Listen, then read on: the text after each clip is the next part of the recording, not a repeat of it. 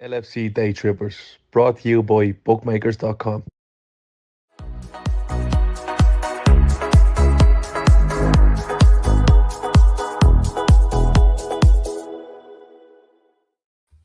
Hello, good evening, and welcome to the LFC Daytrippers. It is full-time Reds. I'm your host, Matt, joined by my regular partners in crime, Chris Brack and Kev O'Sullivan. Finished it, St. Mary's, Southampton 4, Liverpool 4, and what was a bit of a wild basketball-type game. Before we get into it for the last time, just to let you guys all know that the show, as usual, is brought to you by bookmakers.com. Head on over if you want to put some sort of wagers down on any of the finals coming up as we head into finals week here. FA Cup, Europa League, Conference League, Champions League. They've got all your betting odds and links and descriptions and yada, yada, yada to get to the other stuff. And also this week's performances in the league were brought to you by Neil Young's fantastic album On the Beach, because there was a lot of real lackluster performances all around the league today. Gentlemen, how are we? Chris, how'd you like the last day of the Premier League season? Fucking rubbish. we saw Liverpool season in a nutshell. The sublimes of the ridiculous, which I'll be honest, I'm sick of watching that, to be honest. I'm quite glad for the break. And then we've seen another side that cheats FFP get away with it. So, all in all, pretty shite. That's what more can you say, really? That's it. Yeah, perfect encapsulation of the entire season coming down on the last day. Kev, how about you? I'm Grant. I enjoyed the game for what it was. In the season, loads of changes, loads of goals, defendings for other people, and fans had a good day out. Bobby scored on his last game for the Reds. We can see the glaring problems in the club that need to be addressed. We knew them before kickoff. Didn't need to see today to have that confirmed. It's just today reaffirmed what we need to address, how we need to address it, and it also confirmed that this, inverted right back into midfield really is a work in progress, and it's going to take time for this to bed in for everybody. Yeah. We were a lot better, obviously, with our normal starting 11. They seem to get to grips with how to manage the game a lot better than the guys that came in today. It was new, really raw and really new for an awful lot of these players. It's all well and good doing it in the training pitch and practicing, but in a real life match, it's completely different. And it was telling today. I'm surprised we didn't swap Gomez and Matip around. Play Gomez on the right, Matip on the left. Right, because at least there was Gomez a few has things pace. Today. Yeah, at least Gomez has pace. You know what I mean? Matip you can see straight away he's not comfortable going out to right back. He's not at all. At least Gomez has played as full back, and it would suit him better. But it is what it is. Yeah. There's a few players. There's a few there today that you thought, you took your chance. There's a few more that didn't. There's quite a few that didn't. There was a few for Southampton that were like, I like the look of him. Yeah, a few. And there's a few others that I'm looking at is like, how much? Yeah. It was one of those. It was just one of those days. It was one of those games. It was a mad one. Yeah. Should we go through some the good goals 11? As well, to be fair. Yeah. Should we go through starting 11s? It's normally who did and didn't take the chance, Normally the sort of thing that we do. I mean, you kind of nailed it. Like this, the system has worked with the 11 that we have been putting out. Pretty wholesale changes coming into the squad today, especially at the back line. So Queven Kelleher comes in for Allison. Trent keeps his place, but other than that, the rest of the defense is completely changed. Matip on the right side of the center halves, Joe Gomez, like you said, on the left side. I thought that would be flipped around as well. Costas Tsimikas in for what might be his final game for Liverpool. Hope so. In the midfield, Fabinho, Curtis Jones on the left. Again, Jones starts every game in this run in the end of the season, so good for him. He's done fabulously well, I think, in terms of turning around his opinion in a lot of people's eyes. Swan song for James Milner. In midfield, same goes up front for Bobby Firmino, leading the line up top with Jota out left and Mo on the right. Big changes. I don't think any of us got this lineup right on Friday, did we, Chris? No, none of us got. Sorry, we were thinking. I think me and Kev were saying before we knew about the whole Alisson Van Dijk not playing. I said, "Oh, do you know what? You might try Gomez at left back, just so when Trent goes along, you shuffle it along a bit more, gives you a bit of pace either side. But otherwise, though, you'll just go as strong as ever. But like you said, you don't know who's carrying niggles, and I do wonder if some of it is because there is some of these lads now got to play 3 or 4 fucking international qualifiers, friendlies, and I wonder if the manager's going, look, there's nothing on this game. Alisson and Van Dijk, they probably thought they played a lot of football. Let's just protect them because the international sides aren't going to. So we need them fire and fit for next season. Last thing we need is one of them getting injured on international duty.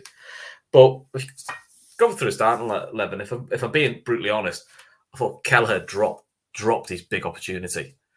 Because if I'm honest, I think Alisson saves nearly all those goals. I think they were quite routine. I know he hasn't played a lot, but it's the joy of being a backup goalkeeper. And he's gone through long spells like this before, not playing. But those goals you can see are pretty routine, I think, for him to save, especially the second one. It's right at him. He doesn't get off his line quick enough.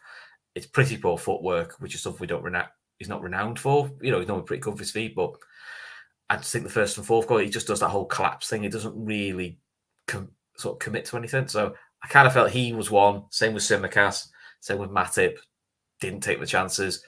Joe was average, okay. Trent was fine, but in terms of the back 4, I would probably say 3 of them plus the keeper didn't take the chance.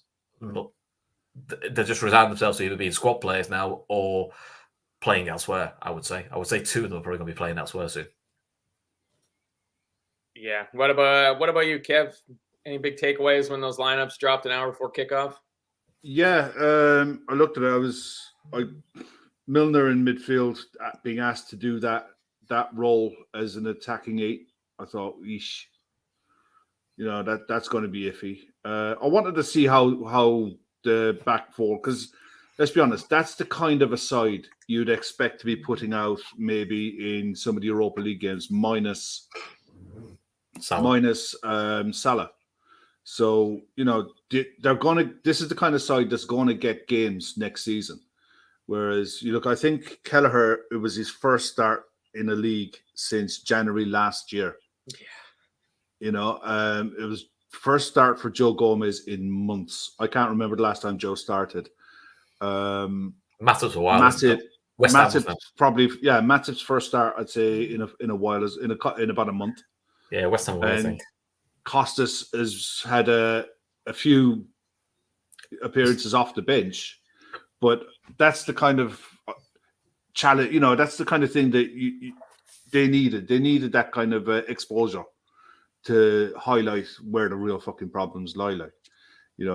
Southampton were able to get at it. I mean, let's call it.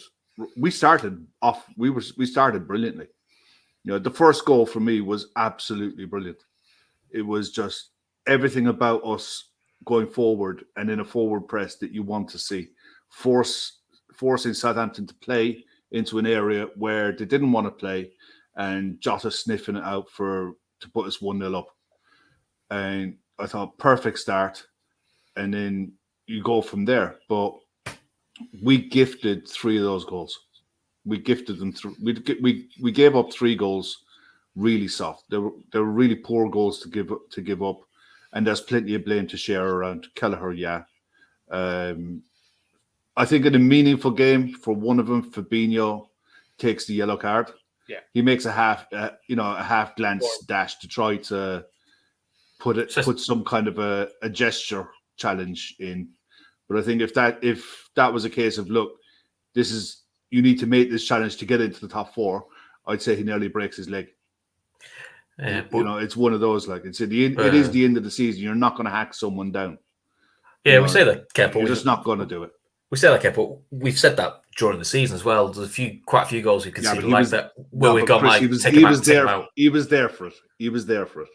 But take him out. You don't have to break his leg. You just him out and take the yellow. It's the routine. But he was there for it, and he just made a half gesture for it. I think if it was a meaningful game, he fouls him.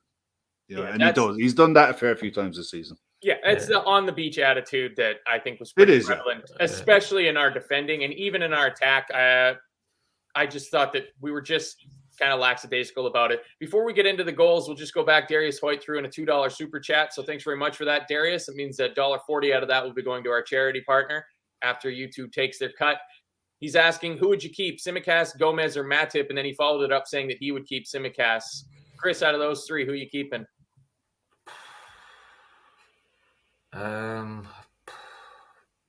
maybe Gomez because he can cover a couple of positions and he got a bit of the whole homegrown quota thing. The other two, Matip, I just think injuries got up with him, and I'll be honest, Tsimikas has just done my head in this year, but maybe that's more me. But he has just done my head in this year, to be honest. So, but I'll be honest, if we sold any of three of them, I wouldn't really care less, to be honest. If I'm being brutally honest, I'm not really forced either way. What about you, Kev? Yeah, Gomez is staying, Tsimikas is staying, Matip is probably, if there's a reasonable offer to come in, he'll probably go. Yeah, I have that. There's just facts and reality. The facts and the reality are Joe Gomez is staying. Yeah. People, I think so. People can bitch and moan and cry arse all they like. Joe Gomez is staying.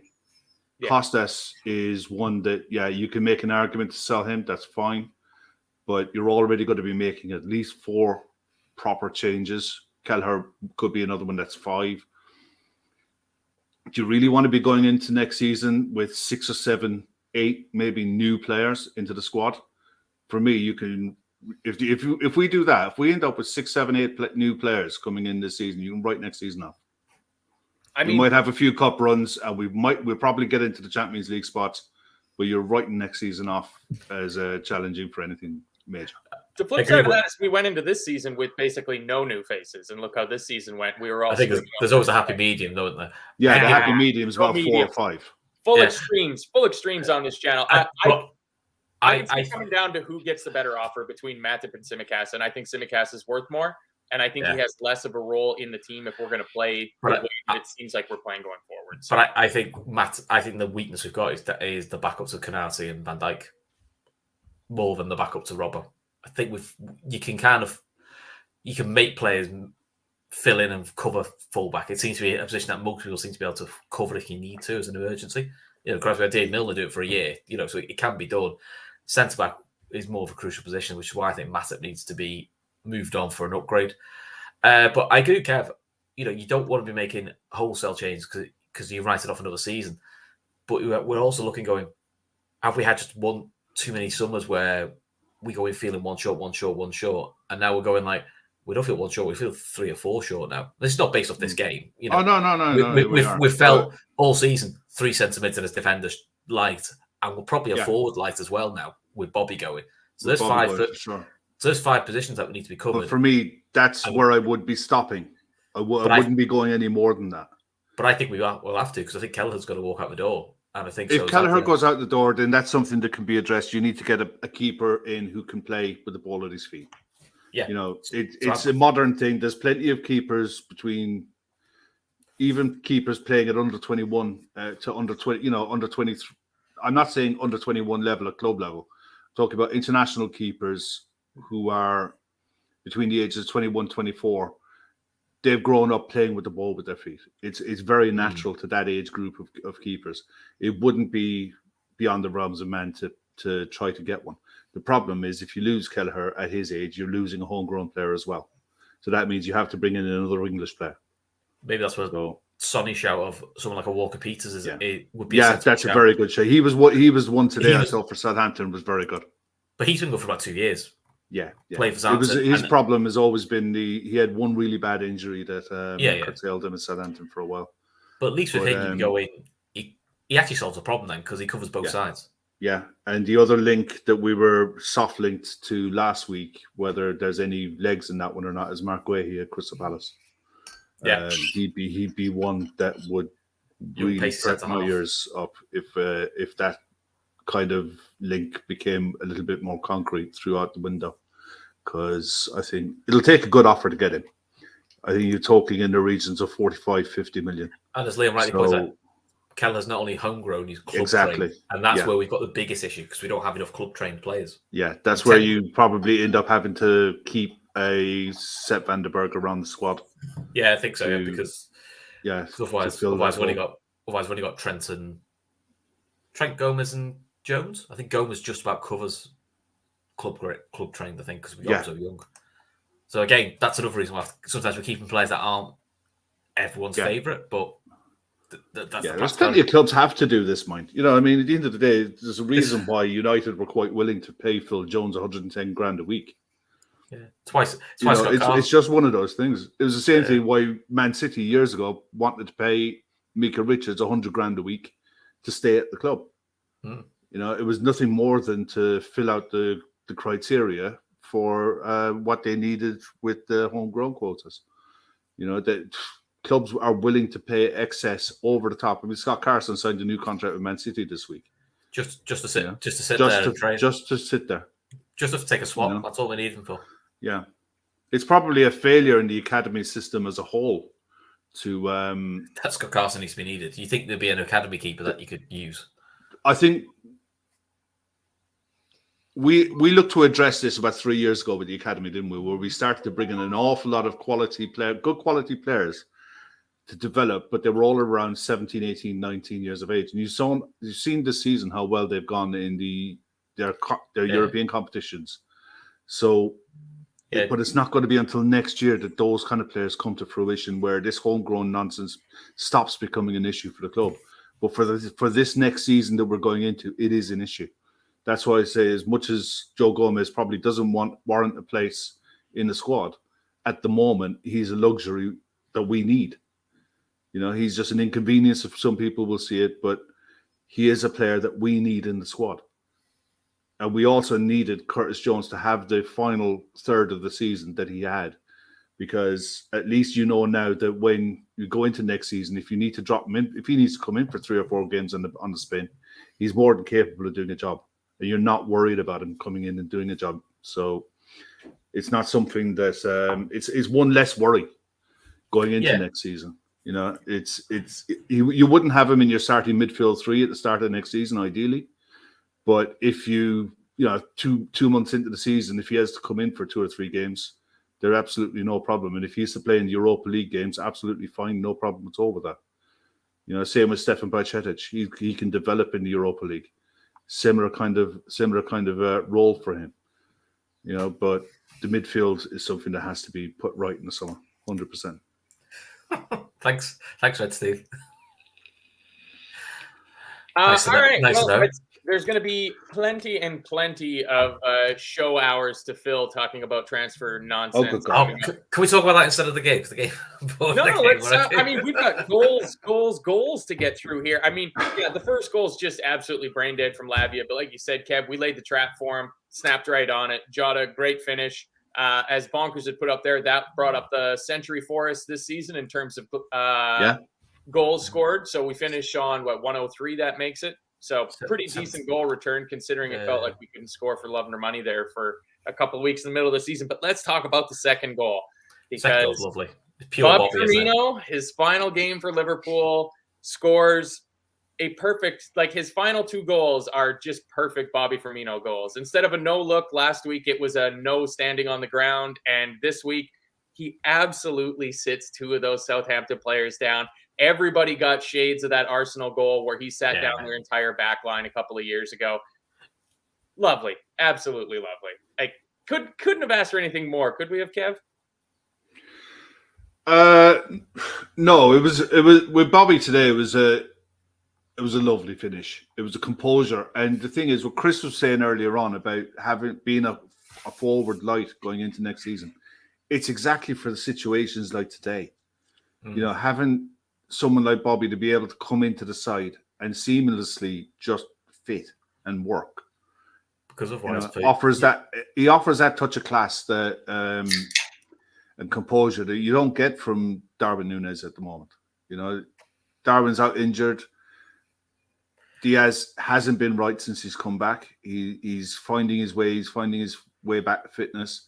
Diaz needs a pre-season, doesn't he? But like you said, but next season you don't have Bobby Firmino to be that extra forward. So you could have been going into today being forced to play an out of form Diaz, Jota, and Mo Salah because Darwin's out injured.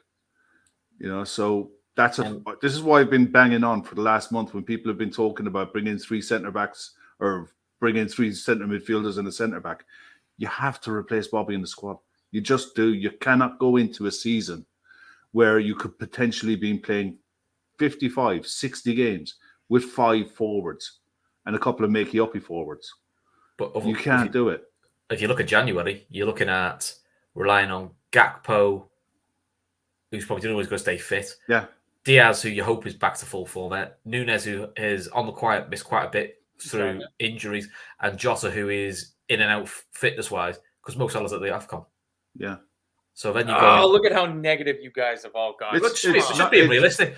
Also, you're right, Matt. We've had the whole season of talking this after every game. I mean, look, go back to the goal. It was lovely. It was lovely build-up play, and it was like a fake shot stop in FIFA.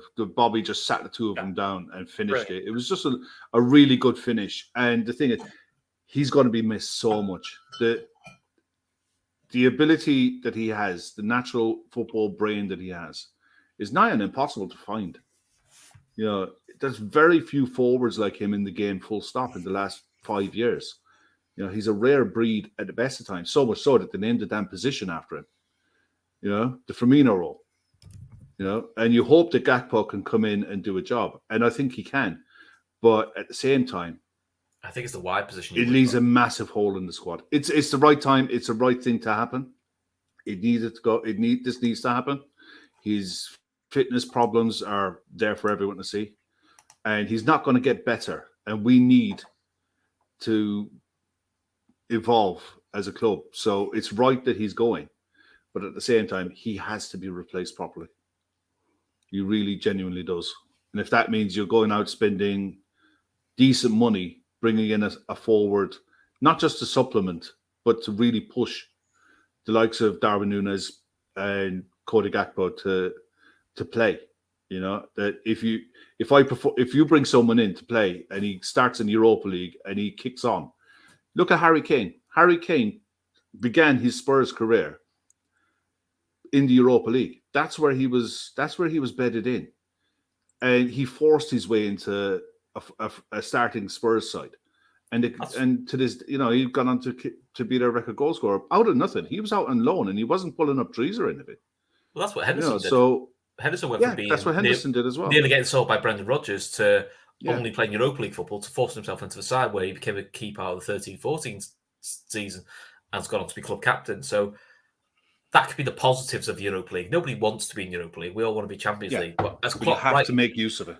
But as Klopp rightly said last night, which was, you go for what you want, which is we wanted to go for the league, want to go for the Champions League. They're both out of the equation now. So you've got to deal with the situation the hand you've been dealt. And we could do what it is. We could bitch and moan about it, or you can embrace what you've got and try and use it to your advantage. And maybe that is the advantage of Europa League, is ideally for the 6 group games, is assuming we get through, you barely see Mo Salah, Van Dijk play in any of the away games.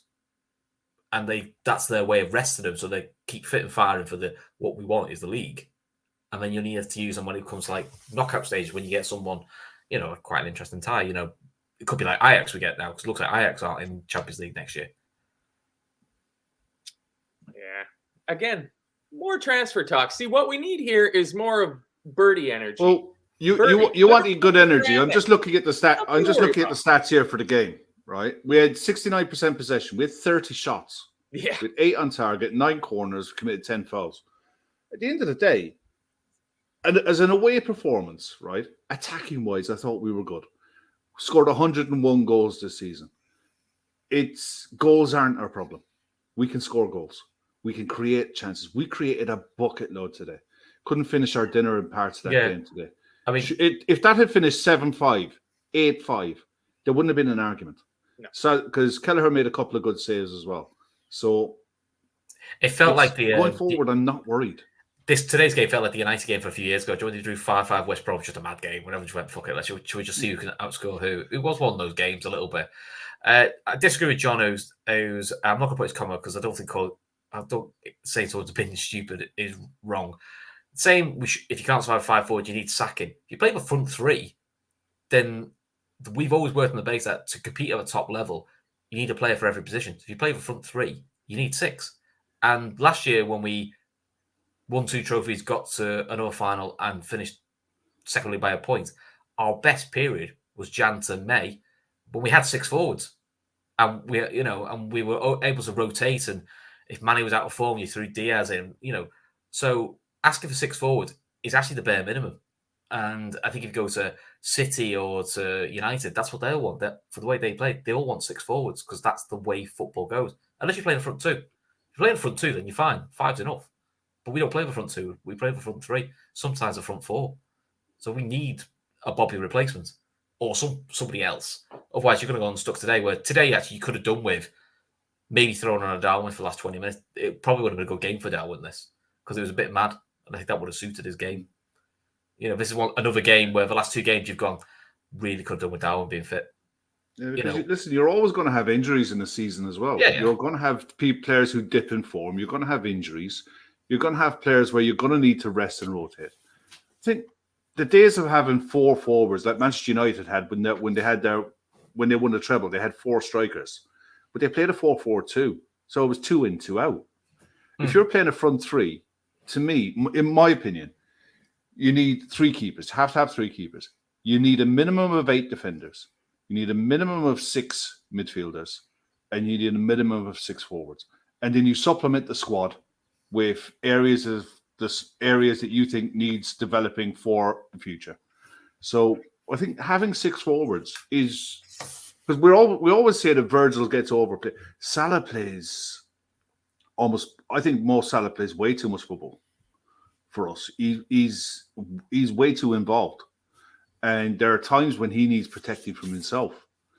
But at the moment, we just don't have the luxury of being able to take him out for, a week, 2 weeks here and there in the middle of a season. He's playing far too much football for someone of his age.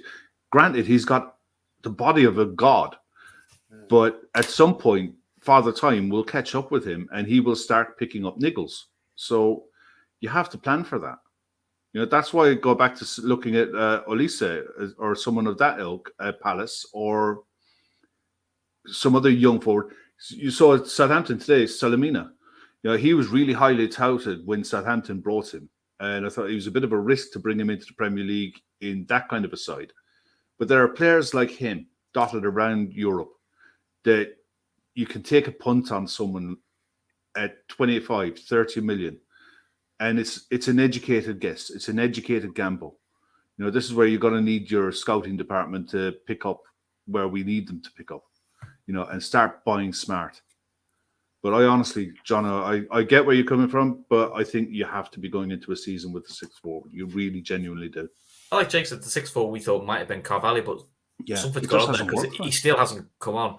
But I was having a look at the previous season. We actually had 7 forwards because we had Minamino as the 7th attacker. That was probably an extreme of depth, but it was great though having that level of depth where you're looking going, it doesn't really matter. It doesn't, with the exception of Salah, it didn't really matter which combination you did. You just kind of went, shit, whichever combination we do is scary. Yeah. Whereas at the moment, it still feels a bit like, to me, it's Salah, Gakpo, and it's a bit of a flip of a coin at the moment. Who's the third one? Probably Jota at the moment, but he can't stay fit. Yeah. So he was really good, wasn't he? Jota was really good today, I thought. That's the frustration. That's the beauty of frustration of Jota is when he's fit, that's what he gives us, and he's absolutely lethal. His second finish, we'll come to, it's Fowler-esque. Just absolute bullets in a shot, and he's so cool and deadly in front of goal. We can't get him on the pitch long enough. That's unfortunately his problems, but his problems are probably since he's been at Liverpool is. It was a brilliant pass from Mo to put him in as well, perfectly weighted. Yeah. He didn't have to break his stride. It was a really good assist and a banging finish. But I did like I think his performance was good today. Elliott's when he came off the bench. I think twice when he scored off the bench now. And we sort of again played a 4-3-3 and he played just from the high 8s. Looked really good. Getting involved, clever passing, actually was tracking back pretty well, I thought, as well. So again, he's another one who is learning and develop his game. He's definitely had his wings clipped, I would probably say, in the last 2 months, but I think that's more, as you and me were saying, Kev, off air, age, and just like it's a lot of minutes for a 19-year-old, and you don't want to burn him out. Because we've seen that with so many kids over the years at Liverpool. They get overplayed, and then they fall away too quickly. Go on then, Matt. Sorry, we're spoiling transfer talk. No, that's okay. I'm just trying to figure out where we left off in terms of the game running order here because we're just doing a transfer show. Bobby Gold. My two pieces about it is I think we go with the 5 we have next year. And you mentioned United. United want to have these players. City want to have these players. You know what they have? They have a young academy kid as that 6 forward. You have Cole Palmer. You have a Garnacho. You have somebody like that. And I've been saying this for a couple of months now. I think that 6 forward position will be an open fight in preseason training camp between a Frauendorf, between a Cade Gordon, between a Ben Doak. One of those kids needs to step up and say, I'm going to be able to play those early round League Cup games or some rando Europa League game where we go away. To me, that's the 6 forward. The 6 forward comes from within. It helps with your quota because they don't have to be registered. So you can go in with one less than the maximum number of squad that you can register because you've got this kid coming in off the bench. Every other team does it. United fans absolutely cream all over themselves over Alejandro Garnacho because he has bleach blonde hair. I don't think he's super special. Cole Palmer does not look super special, but other teams have these young academy players that they're able to just throw into the first team to make up for it when one of their regular starters needs a rest and rotation. And I think that's what we need to do going forward because we need to spend our money elsewhere, not on the forward. As much as I agree with you, Kev, Michael Elise is a fantastic player, even though I would take Ezebrise as a over Elise if we're taking somebody out of Palace. Would you take Eze as one of your midfield 3? As one of your midfielders to bring all in. right. I've been saving this up. I've been thinking about this for a couple of weeks. I think something absolutely out of the box that I could see Liverpool doing and wouldn't hate to see them doing would be bringing in another No, we've already done that. I've already conquered that now. All right? We haven't actually done that. You're trying to claim it. We haven't actually done that, but go on. I would have no issue of bringing in another forward option and moving Cody Gakpo into midfield. I think Cody Gakpo would be a great midfielder. You'd be an option for sure. That's another option, but again, we've got plenty of shows to fill over the bare summer months because I can't be making a quiz every fucking week. Their first goal, you can make a draft as well. We'll let you do a draft. Yeah, their first goal I thought was very us all season during the dry period. You know, during that drought we had in the middle of the season, nobody making a challenge. They get the ball on the right-hand side, and they're able to just walk all the way across the box. Trent's overloaded. He's got 3 players on his side. He gets sucked a little bit too far in. James Ward-Prowse, good finish. And the second goal is just a comedy of it. Like, to be fair to them for the first goal, it is well worked. You've got to give them some credit. I think what they exposed very well is Matip doesn't follow his central player, so Trent overcompensates by covering.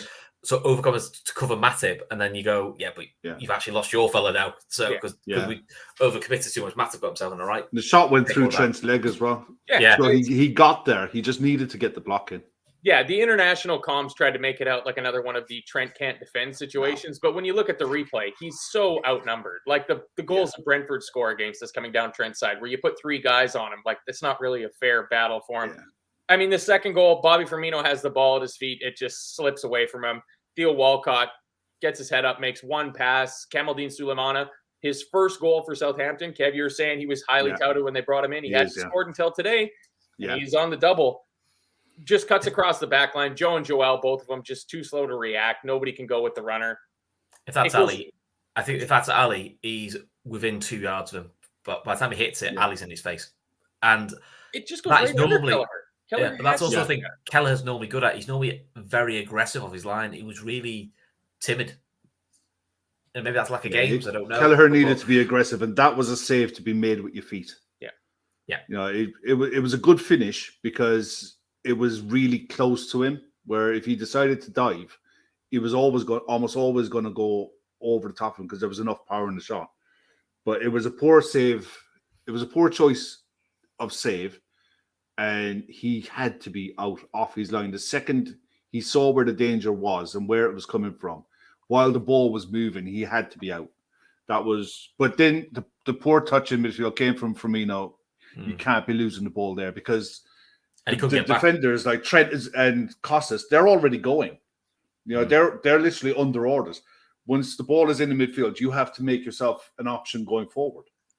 So you can't lose the ball there. And it was careless. It was careless from Firmino, and it started there. And it was well finished, but at the same time, it was a calamity of errors.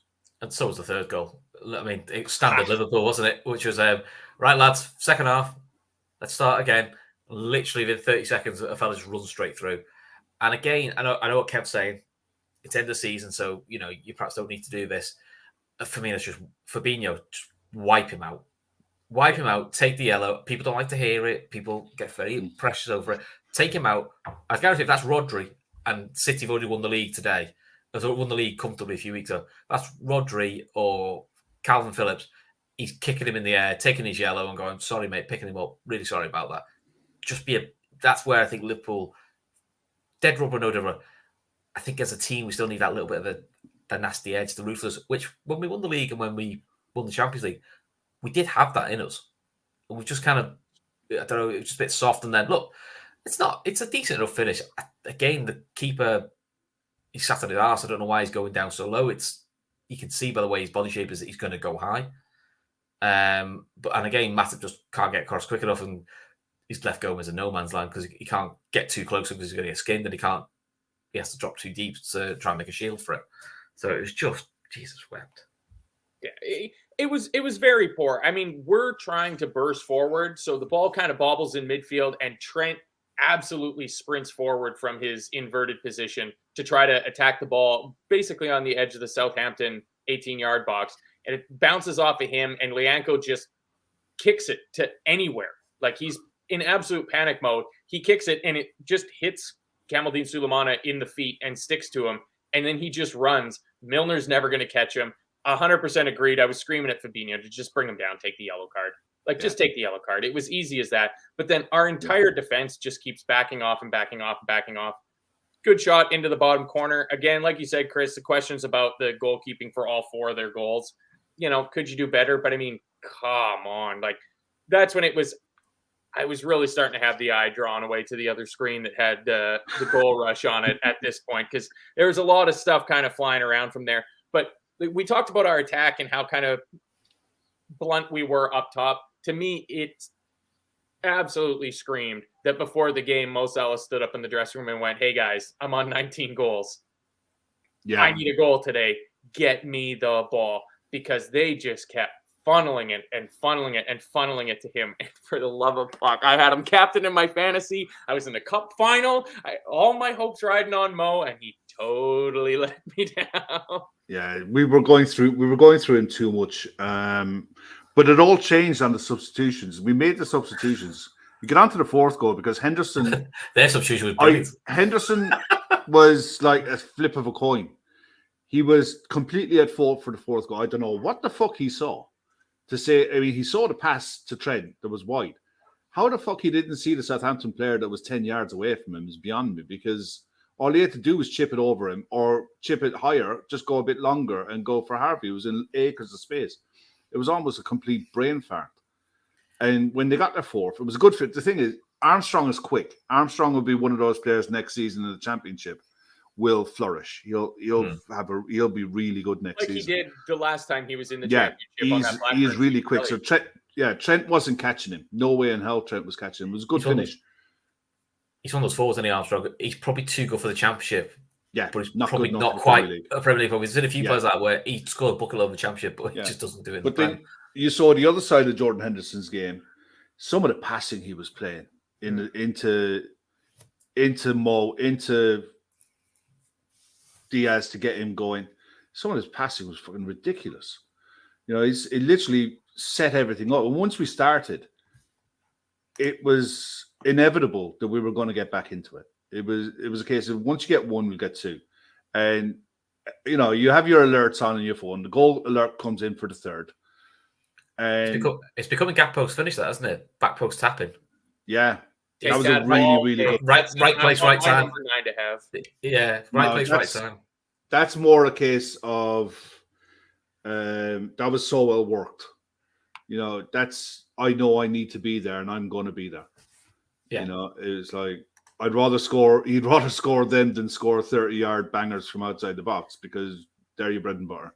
That's tried that too, but what a pass from Harvey Elliott. I'm going to continue beating the Harvey Elliott drum. I thought that Harvey Elliott, not to get into end of season wrap up shows, but I think Harvey Elliott is one of the players that can hold his head up high. I don't think Harvey Elliott disappointed himself at all this season, especially for the stage of his career he's at.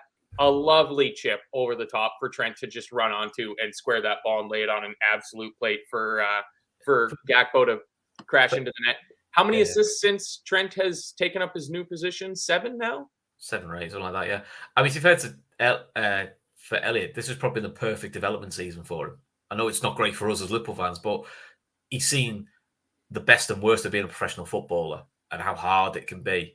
And he'll learn a lot more from that, and he'll react to that a lot better. And look, I know you hate summer transfers, Matt, but if Liverpool get the business right, they should do. It puts a different pressure on them because he's probably not going to be as regular a starter next season as this season, which then means he knows he's got to do what he did against Bournemouth, which is I've got to come on and make a difference. Jones knows that now. He's got to come on and make a difference. Breaking news: Roberto Derby said he believes today was the last game for Alexis McAllister at Brighton, as transfer appears to have been already been completed. Okay, cool. That seems to bode well, and I mean that's a very good another McAllister news bit for today. James Milner bumped Gary McAllister out of the oldest Premier League player to make an appearance for Liverpool today. So there's another feather in Milner's hat as he walks.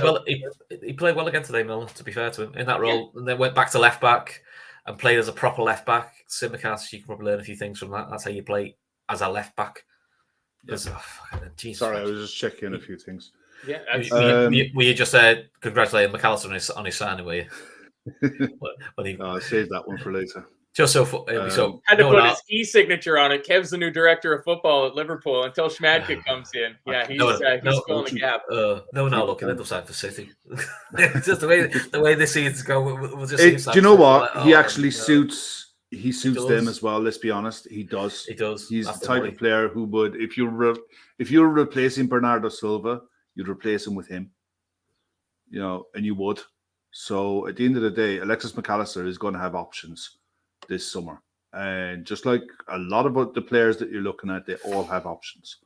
And I thought the best thing that I heard coming out of Klopp's mouth this week was, if they don't want to play for us when you're in the Europa League, don't bother. If you don't want to play for us while we're in the Europa League, just don't bother signing. You're wasting your time. If you get McAllister in the door and you want to be part of a rebuild that is coming, you look at the last few signings that you've made. You brought in Diaz, you brought in Nunez, you brought in Konate. If you bring in the rest of the summer signings of that caliber, we're going to be absolutely fine. Yeah. I'm completely chilled about it. But he's one I'd love to see through the door. Yeah, but also this, if you don't want Europa League, I'm not interested. Let's be honest, whoever we're trying to sign, I'd like to think we've been talking to these places since probably February, March time. Yeah. Which, let's be honest, we were miles off it. February, March time, we were miles off Europa Conference, let alone Europa League. So, do you know what I mean? It was far from a given that we were going to be in Europe at all. Correct. So, I do think is, with Champions League, is there'll be certain, what you would call top tier targets that we'd have gone for, like Bellingham, let's say it, ain't going to come to a non-Champions League side. You kind of know that. But McAllister's now probably already in the mix, and they'll take that because you could sell it as it's just a 1 year blip, which outside of Man City for the last 15 years, you can sell it as a 1 year blip, because outside of Man City, every other side in the top six has had at least 1 or 2 seasons out of Champions League. And that's how competitive it is in the Premier League. Is unless you're Man City, who can guarantee it, nobody else can guarantee it at the moment. We guaranteed for about 5 years, which was, decent. But 2015-16 was the last time we were outside of the Champions League. You know what I mean? That's a while ago. Yeah, that's a while ago. So it was always going to happen. We were always going to have a down season, but the hope was a down season would still have been good enough to get top 4. And for how poor we are this season, and for this disaster of a season that it's been, let's be honest, we're 4 points off Newcastle, and we can all go back through the season and find 4 points.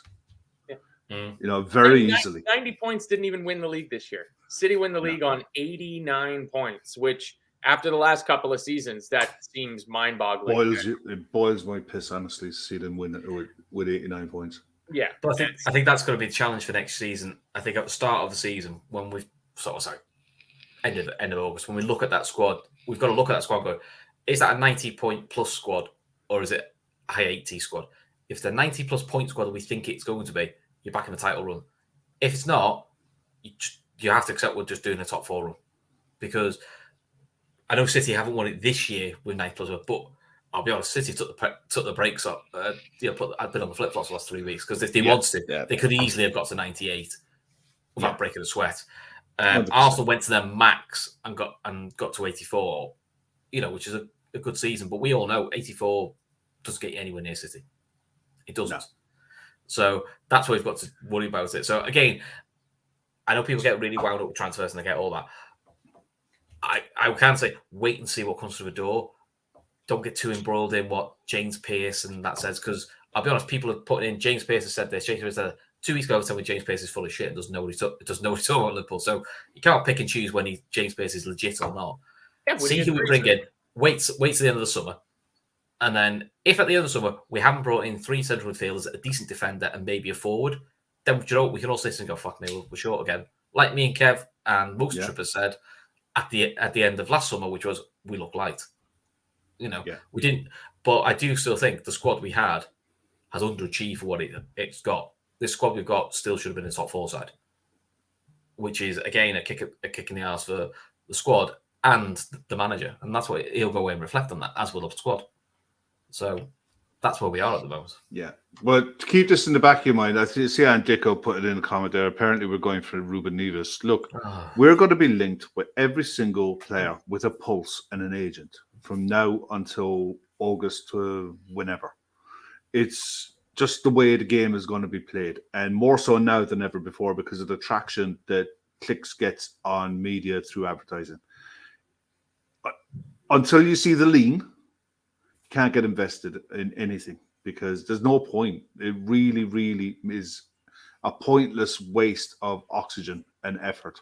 We'll all have fun in games and play the what if game, but it's like, and there's nothing wrong with that. We'll all have a good laugh and a bit, play, right through the summer with talking about transfers and discussing players. But I can't get invested in what ifery and what aboutery. It's like the Jude Bellingham stuff. At the end of the day, if we put in the same bid as Real Madrid and the same wages and everything is all equal, and the player decides I want to go to Real Madrid, well, fair enough. Because I would have done exactly. I would do exactly the same thing. I would be choosing Real Madrid over Liverpool every day of the week. I still think that's what's happened. The whole Liverpool putting out that we've got too much work to do. I think they got a whiff off Bellingham that he wasn't as keen as a lot assumed he was. I just think he got the whiff of Real Madrid and went, that's for me. Yeah. I can't blame him. Who the hell could blame him? Real Madrid are the biggest club in the world. I mean, you could blame him because you go there and you receive fucking heaps of racial abuse from the Spanish They're the fans. biggest club in the world, bar none. They're moving into a brand new state-of-the-art stadium that will be the best place in the world to play football. They're guaranteed to be challenging for a title every single year. They're guaranteed to be in the Champions League every single year, and not just in the Champions League, it with an eye to win it every single year. And you're going to go into the side at 19 years of age, look to replace Toni Kroos or Luka Modric and cement your place at the club for a decade. And you'll make a shit ton of money doing it. And you'll pay less tax. What's not to like? And plus you're living in a nicer climate. You're not going to, cold fucking Luton Town in the middle of winter. Have you seen a picture of their stadium? Because no one's really shown it on social media. No one's really mentioned it. Apparently it's near houses. Is that right? That's all I've seen for the last 3 days. Fair play to him. Fair play to him for coming up because it's just the fact I've seen that picture now about 300 times of what Luton Stadium. Like, well, we all get it now. Yeah. You have to go through someone's back garden to get in. We get it. I wouldn't have given a shit if who came up, but I'm glad they come up because I look at Coventry and the idea that Mike Ashley could benefit from the club that he whipped their ground from underneath them, and they're back in the Premier League and don't own their own ground. That would have boiled me a bit. But look, fair play to Luton. They've come up, they've done the hard yards, and they're back in the big time. But let's talk about the fourth goal. For as poor as Luis Diaz's form has been in this final few weeks of the season, where he's been getting a few starts and appearances off of the bench, he did incredibly well keeping that ball in on the sideline. Yeah. Finds Mo Salah in the middle of the pitch. Mo slides Jota through, and my stream decided to go all fucky right at this moment, so I haven't still actually seen what Jota's shot looked like, but I'm presuming it was brilliant. 61 seconds between our third goal and our fourth goal. Do you remember Divock Origi's against Arsenal, where he twats it in near post, top corner? Pretty much like that. It's the keeper's got... Because the way also he does the keeper with the eyes with his body shape, because he looks like he's going to go across goal, which is the standard Jota finish, across the keeper. Yeah. Alan absolutely leathers it near post top corner. It's a cracking finish. And I like the reaction as well because he just ran and got the goal. Ran and got the ball and went, right, let's try and get the fifth. And we just didn't. Defense McCarthy, he made some good saves, so we didn't do enough to get the fifth. But it's a good goal. But listen, it's frustrating. But again, like we said, the result doesn't matter. At least it was an entertaining game. But yeah, Jota, they're the positives you can use in this run as well as Jones's form. Jota's form actually in this run has been really good to see. When you keep him fit. He's come back better, isn't he? He struggled at the start. He struggled at the start of his when he was coming back from injury, but he's definitely picked it up. Because you say if you look at this run we've been on now, it's going to be 7 wins, 4 draws, which is not a bad run of form. That's you keep it if you can sort of maintain that level of form. That's going to keep it in and around where we want to be. You probably like a few more wins there, but who's been positive in that? Trent looked really good in that. I think Mo's looked on the whole pretty decent in it. I think Gakpo suits him completely and suits Jota. The odd ones out have probably been Diaz. I do think that's more because he's just finding his feet. And I think of pre-season will do him good. The odd one out seems to be Nunes. That's the only one. This new way we're playing hasn't quite suited him, but you got to hope. I also don't think that's the way we'll play all the time next year. I think it's going to be 3 or 4 formations next year, depending on who we're playing against. But they're the ones. Unless, as Matt rightly pointed out, Curtis Jones took his chance.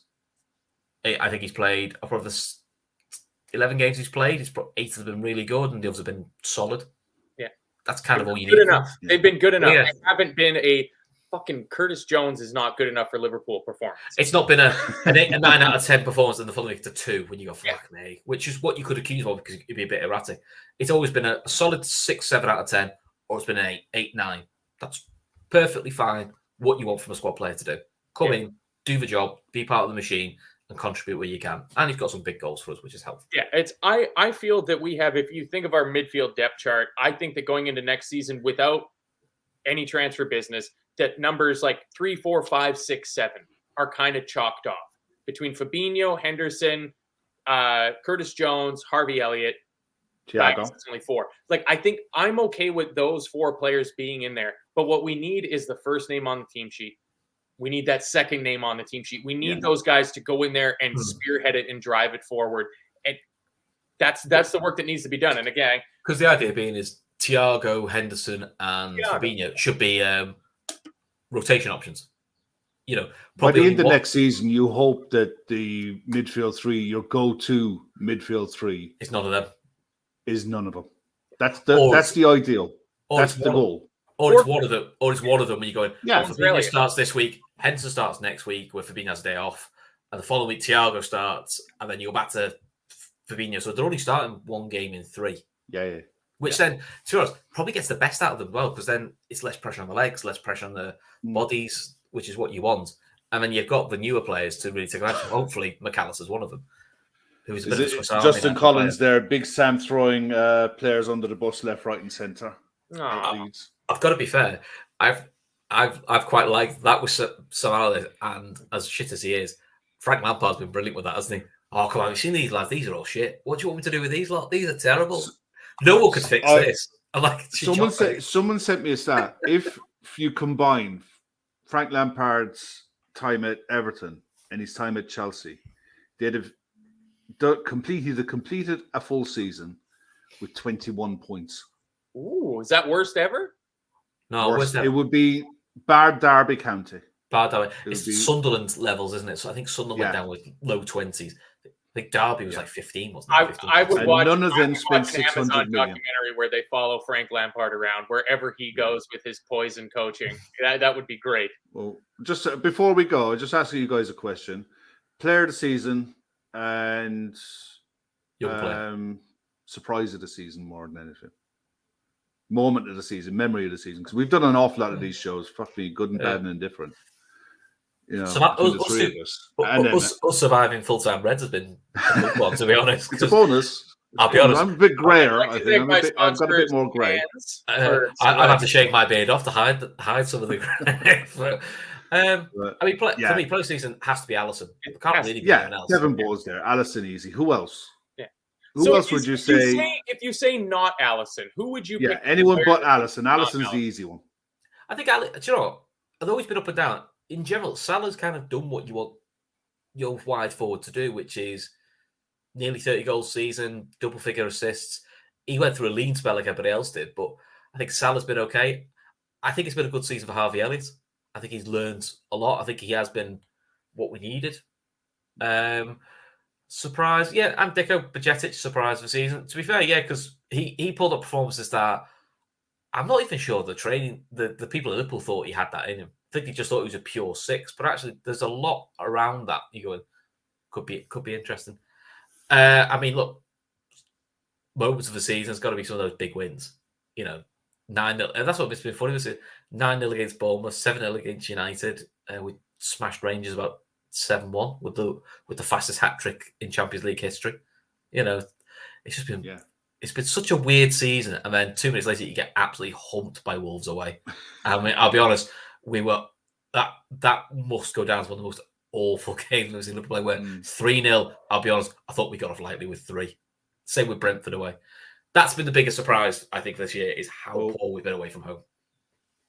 Tony Smith is saying Gakpo, Kevin Ball, Bajcetic, Elad Bajcetic. 13 minutes from Al. 13 minutes from Arthur Mello. But that wasn't surprising. That many. Tough call, maybe more. I mean, without Ali, yeah. I mean, Matt, what do you think? Who's going to be your player that you're going to take away into the summer and think, I can't wait to see what he's going to do next season? Yeah, player of the season. I don't think I think it'll be unanimous this year that it will go to Alisson. Everybody will say Alisson was a player of the season. And then after that, I think honestly the correct answer is Mo Salah. So this will be another one of those, with the exception of Mo Salah. For me, the player of the season was Harvey Elliott. I think he stood up in the early part of the season. Like, it's tough to remember like September, October time when he was consistently starting game after game after game and putting in 6, 7 out of 10s when the team was playing 4 or 5 out of 10. And he was doing that job as a young kid coming in and learning that role. And he's naturally more offensively inclined. I think he has a really bright future for us. To me, the surprise of the season is just what a gem we've got in Cody Gakpo. I think Cody Gakpo is going to be a fucking revelation. Whether he plays in midfield, like I have a sneaky suspicion he might be used as, maybe not all the time, but maybe against some low block, lower side of the Premier League table next year. I could see him doing that. We saw it, who was that, 3-4 weeks ago? He played right side of midfield, Gakpo did? Yeah. I really quite like it. He did the second half against Villa. He did it really well. Or up top, I just think he's brilliant. He's got such a smart head on him. And if your moment of the season isn't 7-0 against United, then you're just not remembering correctly. Yeah. I mean, the other thing with Gakpo is he came into a bit of a shit show when he arrived, didn't he? Yeah. We just stuck him left wing and said, good luck. James Milne is making a point. Has Sam thrown the gravy boat under the bus? No, James. Let's not get carried away. He's not throwing out the family. Well, he's got $500,000 to buy all the gravy boats he wants. But I mean, Gakpo's playing left wing and he goes, go on then. You sent forward Oxlade-Chamberlain. Good luck. That's what he walked into. Let's be honest. So, but yeah, I must admit, after the way Firmino's played for Liverpool, I thought it's going to be tough. Anyone can do a close or false 9, but he's definitely showing signs of. He does it in a slightly different way, but that false 9 that we want. The difference is he's probably got more of a shot from distance, which that wasn't Bobby's game. Bobby's game was a bit more of the link play, but yeah, Gakpo could be the full one for next year. The surprise next, I think the cure for next year is how Darwin Núñez fits in or develops. Because you like to think most of these players tend to do better in the second season, which is a fucking scary thought when you think if Haaland could get better in his second season. But in general, second season tends to be where you see the best of players. So I'm intrigued to see how we accommodate all of them. I agree with Emmett, by the way. What's Emmett? He says Alisson, Salah, Elliott, 1, 2, 3. He loves Gakpo. Can't wait to see Diaz, Núñez, Bajcetic, and McAllister next season with a little winky face. He's onto something there early. And that's what I said. Like, I'm just going to throw this up here from Elad on the screen. He's questioning me about Harvey Elliott. And here's my thinking behind it, is there was pretty much every player, with the exception of Alisson Becker this season, and even Alisson had a few times where he had a few ricks, and Harvey had a few ricks, but I never came out of a game steaming mad at a performance that Harvey Elliott put in. And for a kid at 20 playing in the midfield with a complete lack of legs in the midfield and completely devoid of confidence up top, and our defense, like, I've got a notebook full of full-time Reds notes here compiled throughout the course of the season. And some of those games months ago were fucking terrible. We were awful. That will be available on eBay for anyone. Yeah, we'll start an auction for it. I mean, if somebody can read my handwriting, feel free to bid for it. But like, we were giving goals away in the most outrageous of situations and putting ourselves on the back foot, and we looked completely devoid of confidence. And I'll speak for myself. I went through games where I was steaming at the performance of Mo Salah, Virgil van Dijk, Trent Alexander-Arnold, Fabinho, Henderson, all of the players that we thought that we could rely on. And it was so brutal watching them all go through these patches where they just weren't performing. And I never, and maybe it's because the bar was set lower for me with Harvey Elliott, but I never came out of a game going, you know why we lost that game? Harvey Elliott. What he did is he showed up every time we needed him to. I think Harvey Elliott became a bit of the scapegoat. The scapegoat for what Liverpool didn't do in the summer. Yeah. And it used to be like, why was shit? Oh, it's because we have to throw his kid in. And actually, half the time, he shouldn't have to rely on him. No. Too many senior players around him didn't show up. We did have to rely on him, and we could rely on him. And that, for me, is why he's up there in that reckoning for player of the season when you take our unquestionable best player, Alisson, and Mo just puts up goals and assists. That's why people get frustrated with Curtis Jones. Because actually, this run he's been has been really good, but he's not been available a full season. Yeah, I think Bucks had Liverpool winning the league, so God help us when that comes out. I have to front up. I was on that preseason prediction show, so I have to front up and be on the let's go. I can't remember what I said, so it's okay. I mean, to be fair, I think I say Liverpool win the league every year because it's going to be brutal. What's the point? You've got to make a dream every year, haven't you? Oh, I also want the Blues going down, which I was so close to getting right. I think I had Newcastle getting Europe. I know I had Newcastle getting Europe, but I didn't know if they'd get Champions League or not. Yeah. So there is much to do in terms of dissecting the season. I mean, you've got less than 2.5 hours until the Fatback Four is here because it is in fact Sunday. So we'll let the Fatback Four guys discuss the other games that happened today because I don't feel like talking about it. How about that? Chelsea got a result, so we can say that Chelsea got a result on the final day of the year, and who saw that coming? Chelsea drawing Newcastle. So.